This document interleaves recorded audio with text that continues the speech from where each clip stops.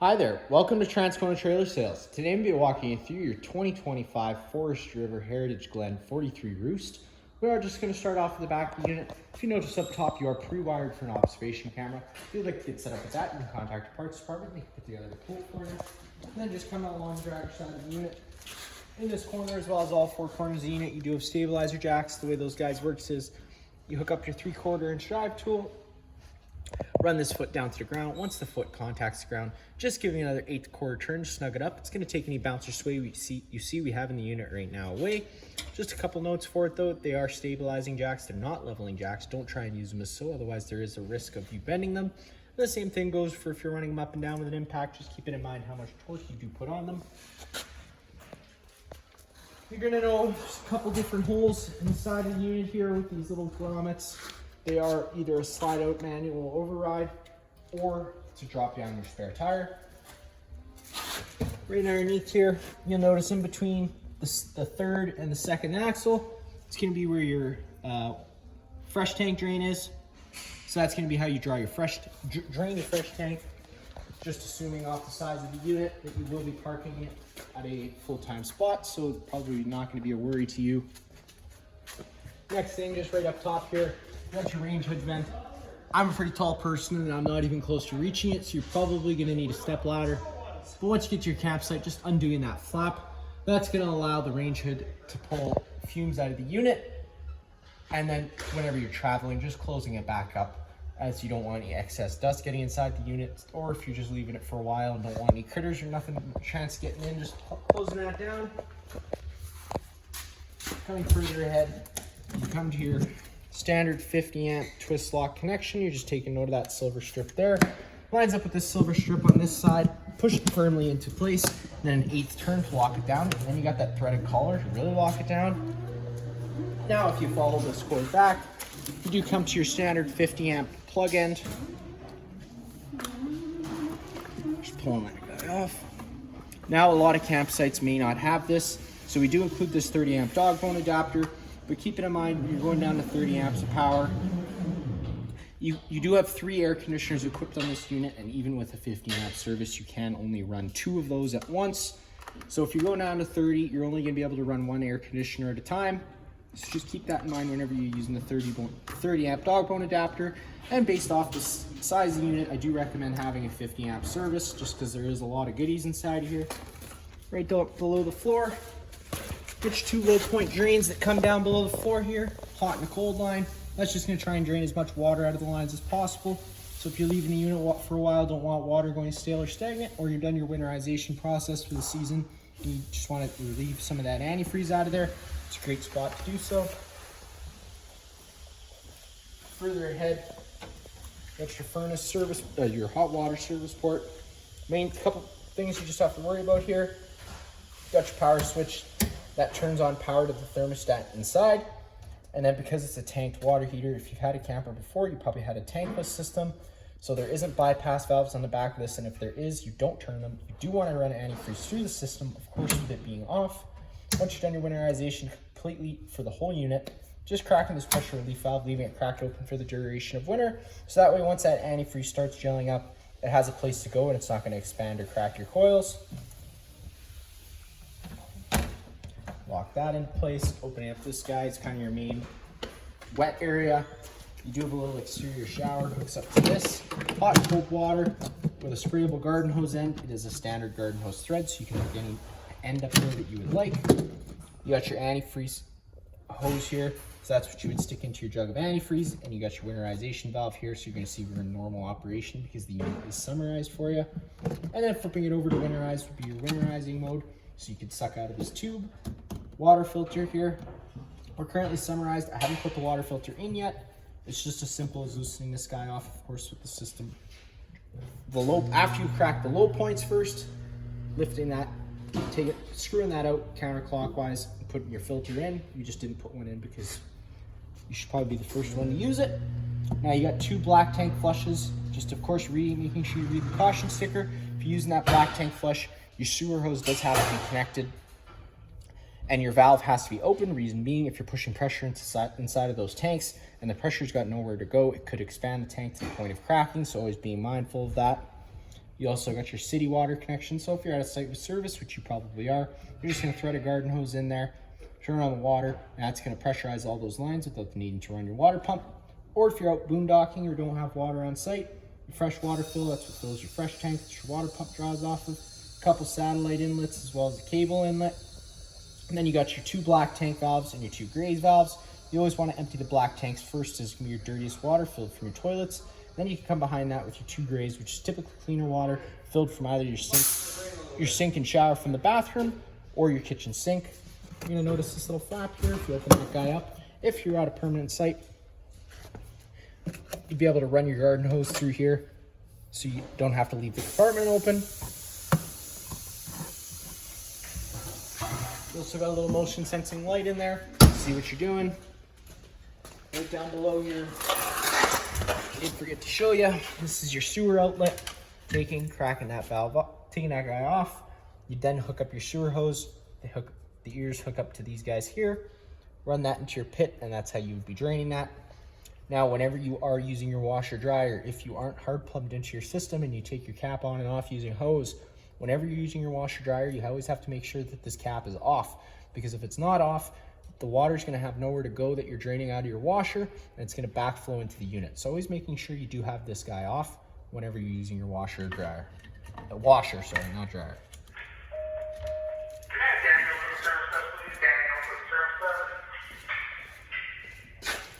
Now you got your propane fill.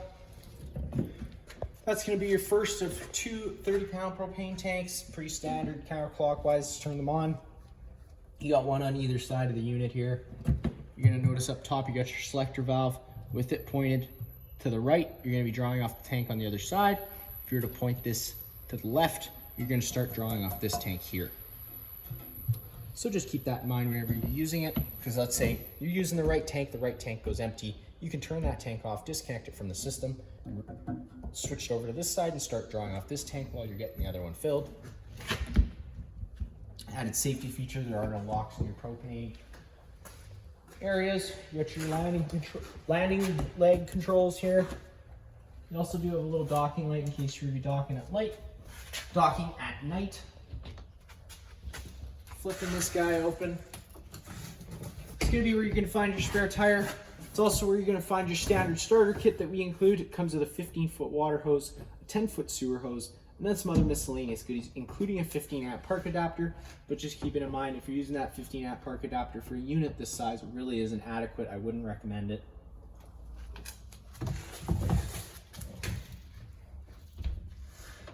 Clamping that guy down.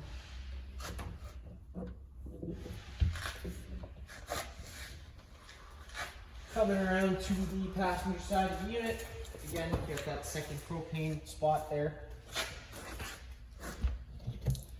Counterclockwise all the way like any standard barbecue to turn it on nice and slowly. Opening up this compartment here. Really nice feature they threw in is a sliding tray system. The low ride system, lifting up on the handle, unlocks it. And that's gonna allow you to open this up and pull it out. You're gonna notice this cover. This cover is gonna be on the front of your unit once it is delivered. Always recommend putting this on there, because if you notice right at the front, you've got little spots for the straps to go. It just covers up those front windows. That way you don't run the risk of smashing any of them out. They are expensive. We want to try and avoid that as much as possible. So again, just throwing that cover on there, nice and easy whenever you're traveling or moving it around. Also inside here is where you're going to find your steps. I'll show you how to hook those up today. So pull the first section out. It's your steps. They just latch on to the corresponding latches here. Once they're in place, you try to push on them, make sure they're locked into place. Once they're locked down like so, just making sure you pop either side out so that they're locked into place and they're not going to pop out on you. And then you'd be able to throw in your railing. We're not going to do that today just because this is just a video for you. But you got your railing here so that you can get in and out with ease. Pushing this back into place, you're going to notice on the wall, you got this drive tool That is the override for your slide outs. That's how you're going to use that. You got a bottle opener on the right. Again, another motion sensing light. And then you do have your battery disconnect switch here on the wall. With it in the position it is now, the batteries are connected to the unit. All is good. Turning that off and pulling it out.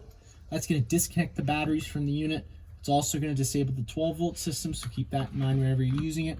If you don't want your batteries going dead because your shore power is turned off, disconnecting those batteries is a good thing to do. And then you do have your solar controller on the wall here. There's a bunch of different settings you can get into, but they go pretty in depth. So I am going to recommend going over the owner's manual to set up any of those advanced settings, but we do currently have it set up for your basic charging needs. If there's sun outside hitting the panels, and the panels are clean, of course, again, that's something you're going to have to keep up on. Every once in a while, just going up there, making sure they're not too dusty or anything, because that does affect the amount of charge it's going to put to your battery. But if there's sun outside hitting that clean panel, it's going to be applying your charge to your battery. Awesome feature that they got for this unit here. Inside this here, popping this guy open, you're going to find 2 exterior mini fridges. Pretty sweet. They included 2. Both do have a little freezer section in them as well, so you can put ice or whatever else. I mean, you could have one for kids drinks, one for an adult drinks, if you know what I'm saying. Awesome feature. And then on the left, this is the prep for your washer dryer. I have the unit summarized, but I do currently have the water off for the washer dryer. The hot and cold, the water's off. It's just as simple as turning this valve to turn the water back on. I don't know if you guys plan on using it, so that's why I do just have it turned off for the meantime. It'll be ready to go as soon as you turn those valves on. Furnace exhaust is right here, so whenever the furnace is on, this is going to be blowing out hot air, so just be mindful of that. If you're building a deck onto the side of this unit, you're going to want to make sure you don't cover this, because again, you're going to melt or possibly burn whatever is in front of it if you run the furnace on. You got your JBL speakers on the outside here. This is just going to be a little chute for the dryer. 2 110 plugins as well as cable satellite outlet. And now for the best part, to get inside, you got your sliding patio door, opening up that guy. It's going to allow you to take a step on inside of the unit. Now off on the right next to the door is going to be that fire extinguisher. It's pretty simple, pull the pin and shoot. Standard fire, just like home. Getting inside, the main control panel is hidden behind this little panel here. Popping that guy open. Main light switch, turning that guy on, turns on most of the main living space light, kitchen lights, I guess. This wouldn't be the living space. They are in a dimmer too, which is really nice. Then we're going to pop down to your monitor panel system. So if you push the tank or the battery goes low, fair, good. C would be charging. We're plugged in, so it's charging. And then you got your fresh, your black 1, black 2, your gray 1, and your gray 2. Auxiliary isn't hooked up to anything. Pushing it just gives you the corresponding level, empty, 1/3, 2/3, and then full. Good way to know if you need to use those black tank flushes is, let's say you push the button and it's giving you it's giving you 2/3 even though you know you just emptied it. It's probably just something hanging between the probes, so it would be a good time to use the black tank flush that tank out real good, try and help with that. We also sell chemicals here at the shop which can help with that. Again, that's going to be a personal preference thing. Then you got your water pump switch, turning that on does draw from your fresh tank. Your tank heater system, so it's got an extended camping season system built into it. Essentially, it's just heating pads attached to the bottom of the tanks. Turn the tank heater on, those heating pads start warming up to try and keep those tanks a little bit colder. Now, unfortunately, our Manitoba winters get much too cold for that to be adequate. Realistically, if you're camping anything below -0, you're gonna be running the risk of things freezing. It's just the way things are. So just keep that in mind and be very careful. You got your different light switch options. So you got some different mood lightings you can turn on. The middle one here does turn on the lights above the island. Then this last one is going to turn on the outside awning LED, which brings me to the awning button. Pushing and holding the out button, the awning is going to start making its way out. Once it's at its full extension, you can see the back metal tube and the flap hang down. Whenever you're bringing this awning in or out, always just be mindful that you have enough room. Put it all the way out. And if you can't, having somebody outside to tell you how far you can go. Still, you got that flap hanging down. You got the back of the metal tube, so you're not fully extended. Sometimes that flap can get stuck. Don't panic. Just retract it a little bit and try putting it back out, and it should pull down.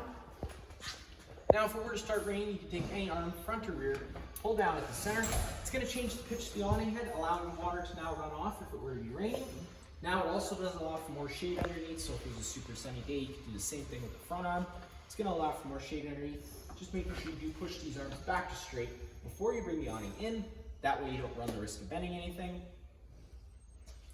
And whenever you do have this awning out, always making sure you keep a close eye on the wind speeds. It doesn't take much to rip your fabric or bend your arms. And to bring the awning in, it's as simple as pushing the in button. The awning is going to start rolling the right way in. Once the arms contact the strip trailer, the motors will automatically cut out. Now, another thing to keep in mind for the awning, if you do roll that awning in while it was wet, because let's say it was raining too aggressively for the pitch to keep up, or it just got too windy, if you bring it in while it's wet, always making sure you put it back out at your next earliest convenience. That way you don't accelerate the growth of further mildew inside of there. And you'll see the contact side of the trailer, so they're done. Next, you got all your slide out switches. For the living space, the bedroom up front is going to have its own set of switches, but they're going to work the same way. And we're going to go over them once we get up there. Whenever you're running any of the slide outs, always making sure you know what's on either side of them, front and rear, inside and out, sorry, not front and rear, inside and out. The reason I say inside is sometimes things do tend to shift during travel. So if you can, always making sure you try and take a peek, making sure nothing's going to get caught in between the slide outs. We don't want to be causing any damage, and of course when you're putting the slide out, making sure on the outside you have enough room for the slide out to fully go out. Pushing them out, it's as simple as holding the button. Slide outs are going to start making their way out. Once they have reached their full extension, you're going to hear the motors wind up and click.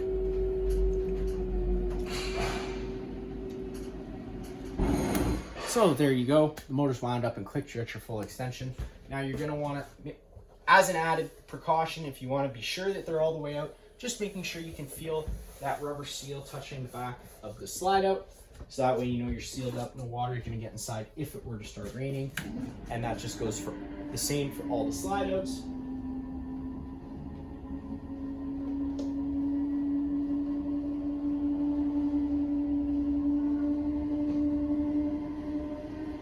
We still got another slide out to go, so it's going to be a little bit of a long process.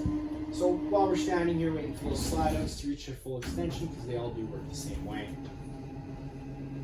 One thing I should mention quick before we get into anything else though, being very mindful of when you do close this slide out or this slide out, taking a mental note of the orientation of the couch. It does have to close up and the table does have to be out of the way. Failure to do so, you're going to cause some damage. Things aren't going to close properly, so you don't want that. The same thing goes for this slide out here. Making sure your chairs are tucked in enough that they're not going to contact the slide, bend, break, or cause damage to your island. All of which are bad. Now, because this unit is equipped with propane, you got your LP detector right there near the ground. If that ever starts going off, don't panic. Just turn off the main supply of propane, open up some windows and vents to get some fresh oxygen inside of here.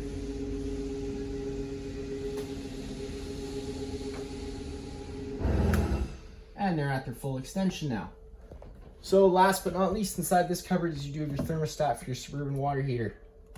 Power button to turn it on and off, up and down at any time to change your set temperature. As an added safety feature, you're locked to 50 degrees Celsius right off the bat, just so kids can't scold their hands. You can unlock it, bump it up another 5 degrees if you just push and hold that up button for 5 seconds. It is going to go up to 55. Now, if you had kids or lots of kids around, you don't want them scolding their hands, but you like a hot shower, you can turn it back down to 50 and it'll stay locked at 50 as long as you drop it below that. Celsius and Fahrenheit with the press of a button, pretty standard. Tons of accent lighting throughout this unit. You're going to find tons of switches everywhere. This household style switch on the wall does turn on the ceiling fan right above our heads there. USB-C charging plugs everywhere. We got outlets everywhere, and of course tons of storage. Now whenever you're using any of the storage anywhere around the unit, always being mindful of drains, water lines, and wiring. You don't want to be affecting any of that. Could equal out to something breaking, and we don't want that. Storage again. Now right down below you got your main fuse and breaker panel. Popping that guy open. Whenever breaker trips, it's going to sit in the middle, so you do just have to turn it off and then back on again to reset it. You got all your corresponding fuses up top here. Whenever a fuse does pop, there'll be a little red indicator light letting you know which one's popped.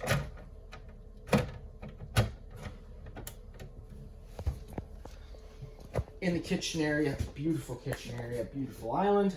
And of course, in this book here, it's going to have all sorts of service manuals, all kinds of things like that. It's also going to have your 2 sets of keys.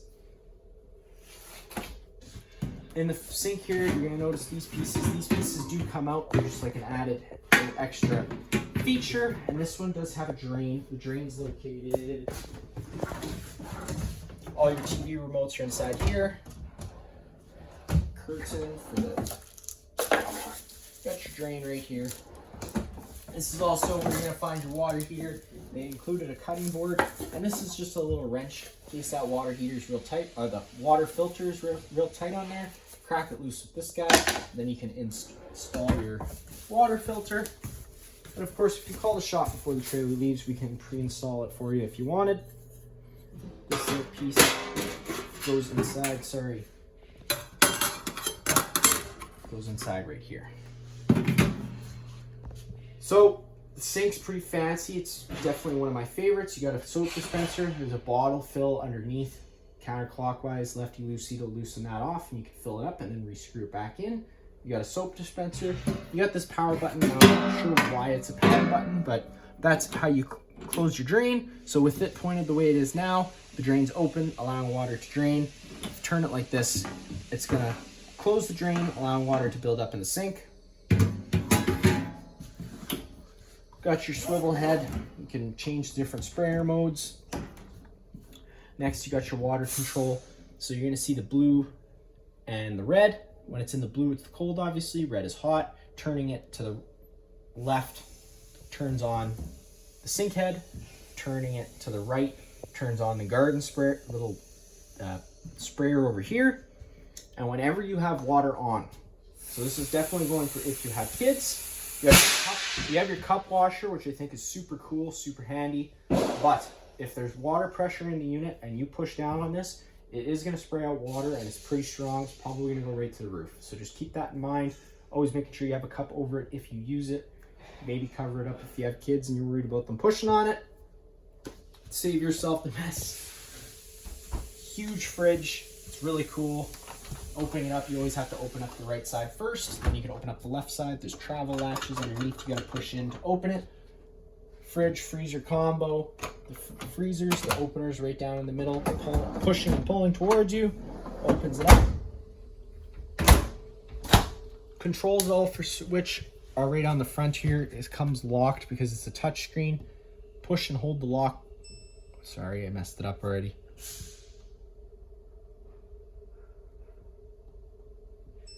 Oops. There you go. So you have to push and hold the lock button. It is now unlocked. So you can now go between your different functions. Pushing that, you're going to notice each function does have a different corresponding temperature, and that's what you do have to choose from. I'm going to recommend this setting right here because it allows for the best fridge and freezer combo, and you can adjust either or by pressing on them individually as well. I like using the function button and then just making sure you do lock it once you're done using it in case you don't want anybody messing with it. Over here, open this up. Again, lots of storage, little sliding cabinet I thought was cool. Up top, got your microwave with a built-in range hood and light. Whenever you're running your stove, I always recommend running your range hood. That you're evacuating those propane fumes. And since we're talking about propane, I already ran over the LP detector with you. But whenever you're using this, let's say you turn the propane off before you left, it's been off for a while. It's going to allow air into the system slowly. That especially goes for if you disconnect either one of the bottles. Once the bottles become disconnected, it allows even more air into the lines. And then it would have to be purged out. So if you've had the propane off for a while or you had to switch out your bottles for any reason, I always recommend coming inside and firing up your stove first thing. Reason being, it's the quickest, easiest way to purge all the air out of the lines. Let's say you go to fire up your water heater or your furnace. Those only try lighting themselves a few times if they don't receive propane and a light signal. It's going to throw a fault code at you. If you don't know what the fault code means, it could throw a little wrench into your weekend, and we do try to avoid that as much as possible. We want you to enjoy your time out there. So just fire up your stove first thing. It's quick and easy. Now, this one fortunately does have a built-in igniter, so as soon as you push the gas in and turn it over to the high option to light it, the igniter is already going, and it does fire right on up.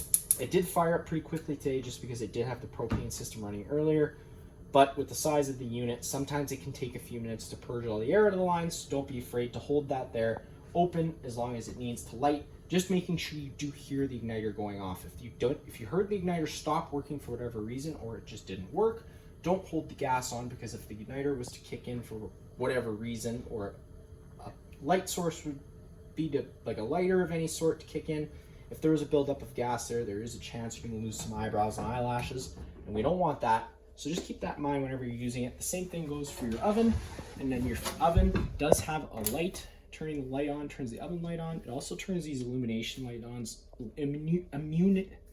illumination lights on, which I think is pretty cool looking. Pushing that button, it turns on that little fan back there. I think it's like a air fry sort of deal. I'm not 100% certain about that though, so don't quote me on it. But to get this to light, you're just pushing it over to the minimum option while holding the button in. You're going to hear the igniters going off. Now it's going to be really hard to see when it lights exactly. So if you know the system's already purged, it's probably pilot's already lit. And then you just turn it up to your desired temperature. And once it's lit, you're going to see the blue light come on. So that's how you know it's lit. If you weren't to see those flames, you know the pilot hasn't lit yet. So you got to hold it on there for a few more minutes. It's going to be a trial and error process. I already ran through what was in those cupboards there for you guys. Into this space, which is the living space. Again, it's got a light switch. It's on a dimmer mode. You also have some slide out option lights there. Now you're going to notice your couch is slid in, like I told you, just for having when you close the slide outs. So once you remove the table out of the way,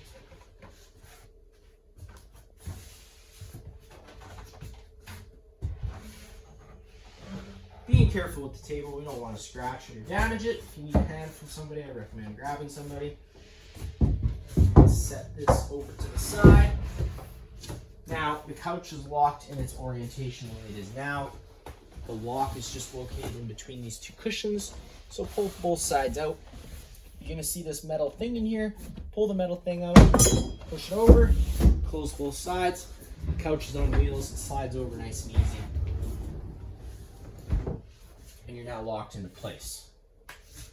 Now these do turn out into beds as well, in case you needed some extra sleeping space aside from the bunk spaces on both ends here. So you can use that. All the blinds in here are also going to work the same way, whether they're sliding like so or coming down vertically. They just kind of sit where you leave them. Keep it in mind. You got some fire exits here. This is going to be one of them. It works pretty simple. You just open the window and then slide over the blind. You can hop on out. Just keep in mind the height. You might want to take a gentle fall. Same thing goes for the back window. Now just sliding through the back towards me. Got your entertainment center. Now I'm going to mention travel straps quite a few times, and this is going to be the first situation where I'm mentioning it. Making sure whenever you're traveling, the straps are strapped.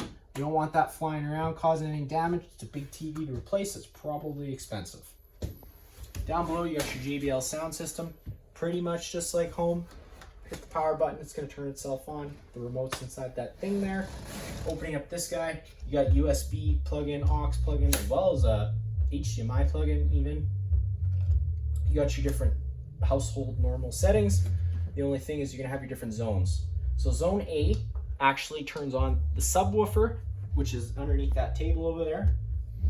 Zone C is your inside speakers, and zone B is going to be your outside JBL speakers. Other than that, pretty standard radio like any other place. Up top in this area here, super cool stairway, stepping on up. It's just a standard bunk space in addition to your air conditioner up top. Pretty standard. Light switch on the corner. You got a mattress up here and it's just some storage spaces, so we're not going to take you right up there in the video. So now we can start making our way to the front of the unit.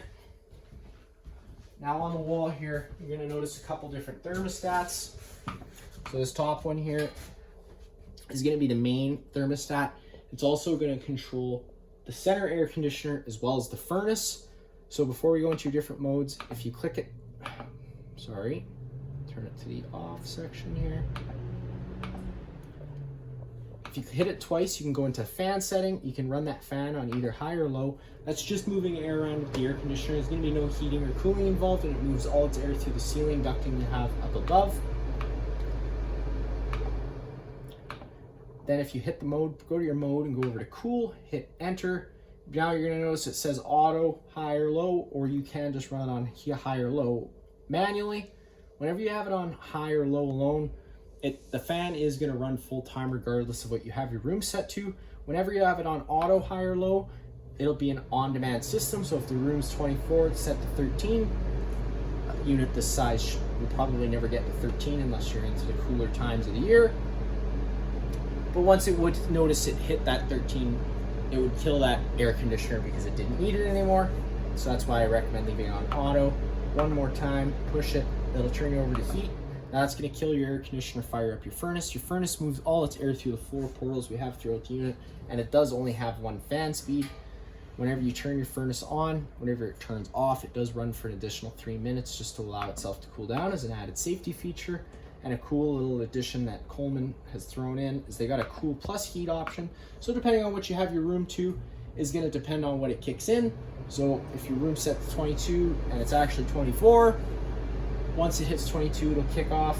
Let's say the room drops to 19 and you have it set to 22, it'll kill the air conditioner, obviously, and fire up the furnace. All these thermostats do work the same way.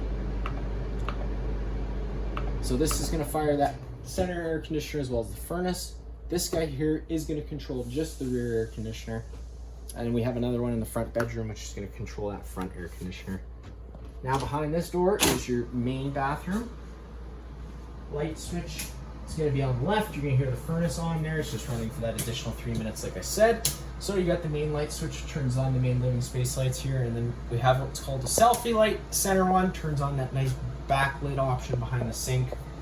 Pretty standard bathroom, really nice bathroom in my opinion. Taking in mind that safety latch, travel latch on this glass sliding door. If you're traveling, lock that down, otherwise you do run the risk of breaking that. Behind door number 1 is just some storage space, be a great spot to store toilet paper. Got your washer dryer combo right down below. I kind of already went over that outside. Works pretty much just like home. Then you got a little folding rack you can set up, just lifts up like so, and then on either side you notice the black things. You just pull in on the latches and it'll fold back down. It's going to be it for inside here. Taking a step up top. Again, you got another window here. Slider, shades, it's a fire exit. The light switches behind the curtain here. Going to turn on some hallway lights, and then in addition you got 2 more lights in this bunk space. Got a ladder here, just pulling it up, folding it out to get that down. But if mom and dad are out and you get up for a drink of water or something, you're probably going to walk right into that, so that's why I'll probably put that there. These shutters here, you can't open them, close them, depending on if they want some more airflow inside of here, or talk to mom and dad or whatever it is. They got their own USB plugins. You also have a TV backer up here in case you were to want to mount another TV. You also have another couple cable satellites, inlets. You're also prepped for a King Wi-Fi system. Again, just contact your parts department and they can put together a quote for getting you set up with that. You're gonna notice this black button right next to your cable satellite outlet. That does turn the antenna on the roof. Now that also improves radio frequency and cell phone frequency, so I typically recommend just leaving that on whenever you're using the unit, but of course turning it off if you're not using it because it does draw battery power. And then the main bedroom, the light switches are going to be on your left here. You also got some accent lighting that turns on, and then you do have 2 slide outs up top here. Again, going over the same rules that we went over in the beginning of being mindful of what's on either side of it and just watching it as they go out And operating one slide out at a time is also very important. You don't want to be operating more than one to overload the system. And these ones are the same way, except they don't have that clicking. Once they reach their stall, the motor should slide out.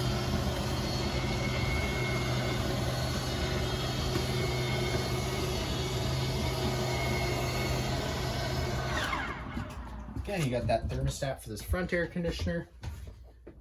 Tons of storage space all throughout. Keeping in mind, it comes with this little stool here, but you do have to tuck that away whenever you're running the slide outs in and out.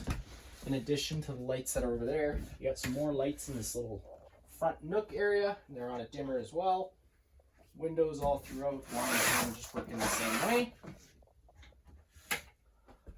And then you got your own little private bathroom over here.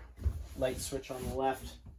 Pretty standard inside of here. Toilet, flusher on the right. Nice little window spot up top for any toiletries. On the wall, you're going to notice you do have a fan.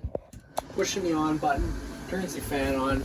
Now, in addition to the fan turning on, you just have to open up the vent. It's going to allow it to suck the air out. Closing it closes it. Off button, turn it off. You get your main GFI plug on the wall. If you ever have an outlet that doesn't work, this would be the first place I'd look. Test up top, reset down below.